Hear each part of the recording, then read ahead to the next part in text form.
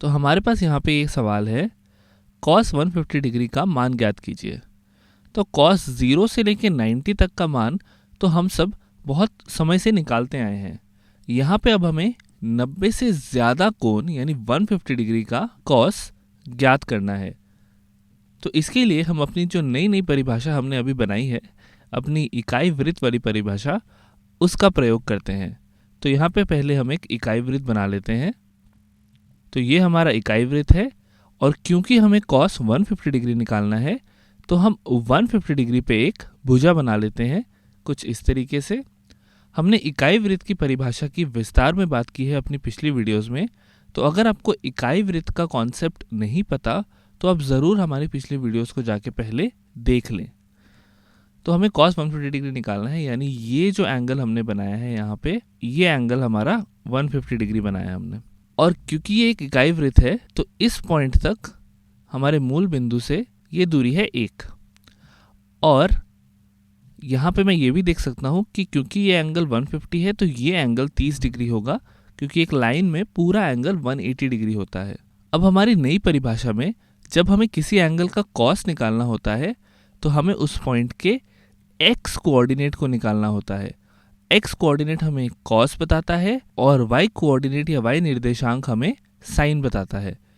ये हमें साइन बताएगा और ये हमें कॉस बताएगा। अब क्योंकि यहाँ हमें कॉस चाहिए तो हम अपने वाई कोऑर्डिनेट की तलाश में हैं, यानी कि हम ये नीचे वाले बेस की तलाश में हैं।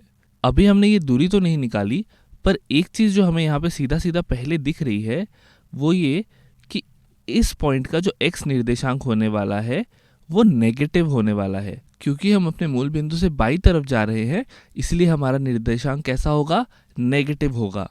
जब हम अपने मूल बिंदु से दाईं तरफ जाते हैं तो हमारा निर्देशांक पॉजिटिव होता है और बाई तरफ नेगेटिव। और वाई एक्सिस में इसी तरीके से, वाई एक्सिस में ऊपर की तरफ पॉजिटिव और नीचे की तरफ नेगेटिव। तो ये एक्स एक्सिस है, यहाँ पे बाई तरफ हमारा निर्देशांक नेगेटिव आने वाला है। बट नेगेटिव कितना, ये पता करने के लिए हमें ये दूरी निकालनी पड़ेगी। अब ये कैसे निकालें? यहाँ पे मुझे एक ट्रायंगल बनता हुआ दिखाई दे रहा है, इसको मैं अलग से यहाँ पे बना लेता हूँ। अब ये ट्रायंगल शायद आपने पिछली कक्षाओं में भी बहुत देखा होगा। ये हमारा बहुत ही आम 30 डिग्री, 60 डिग्री और 90 डिग्री वाला ट्रायंगल है। यहाँ पे अगर ये साइड हमारी 1 होती है तो शायद आपको याद हो कि इस छोटे एंगल के सामने वाली साइड हाफ होती है और ये बड़ा एंगल 60 डिग्री के सामने वाली साइड √3/2 होती है। इस ट्रायंगल से हम cos 60, cos 30, sin 60, sin 30 सब निकाल सकते हैं। और इस ट्रायंगल का यूज़ करके यहाँ पे हम इस दूरी को भी देख सकते हैं। ये दूरी कितनी है?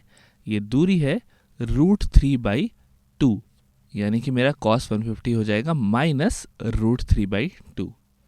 अच्छा, यहीं पे अगर मैं आपसे फटाफट sin 150 पूछ लूँ तो क्या आप इसका जवाब बता पाओगे?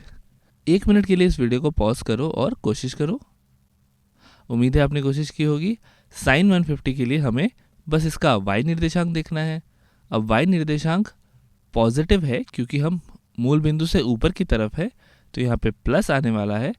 और ये दूरी कितनी है? ये दूरी हाफ है तो ये हो जाएगा +½ तो इस तरीके से हम किसी भी एंगल का कॉस और साइन निकाल सकते हैं। हमें कोई सर्व समीकरण याद रखने की ज़रूरत नहीं है।